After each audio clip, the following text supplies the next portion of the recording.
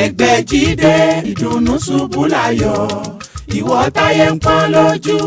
májànsẹ́ mọ́lẹ̀ mọ́ ọ̀nà àbáyọ rẹ̀ ti wà lọ́dọ̀ Alhaji Sulaimanu Ẹgbẹ́jí Elédùà àṣetìẹ́. Ọ̀pándádé ó jọba létéńté orí omi Alhaji Sulaimanu Ẹgbẹ́jí Ògbómọ̀ṣọ́dé oníṣègùn ìbílẹ̀ tẹ́lẹ̀dùà nù lẹ́nu ìmọ̀ nípa ewé àtegbò Ẹgbẹ́jí aláwòye oníṣègùn tó dágájíá bíná bá fojú komi adákẹ́ ariwo gbogbo ayé àti ìjàsẹ́ bá fojú kẹni Elédùà fìtúsílẹ̀ rán àsìmẹ̀dọ̀ Alhaji Sulaimanu Lawan Ẹgbẹ́jí Ògbómọ̀ṣọ́ oníṣègùn tí ń jáwé sọ lórúkọ Ẹgbẹ́jí aláwòye ọlọ́jà ìrán dẹ̀dẹ̀ tí ń ra ní kalẹ̀ lọ́wọ́ àwọn àgbà ẹ̀rú kọ́ ló ní ká fi bí wọ́rọ́kọ́ kilẹ̀ kì í Alhaji Sulaimanu Ẹgbẹ́jí Ògbómọ̀ṣọ́ àfòyé rọ̀gbọ̀kú ìmọ̀jọ́yè àfẹwé àtẹ̀gbò pító agbára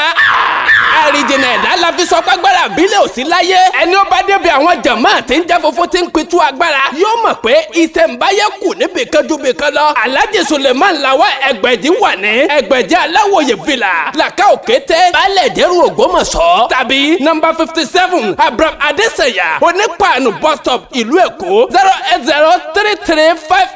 08033580664 tàbí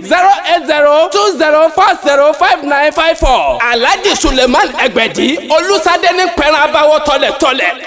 Ẹgbẹ́jí Ògbómọ̀ṣọ́ ọ̀kan lòṣùpá Ẹgbẹ́jí nìràwọ̀.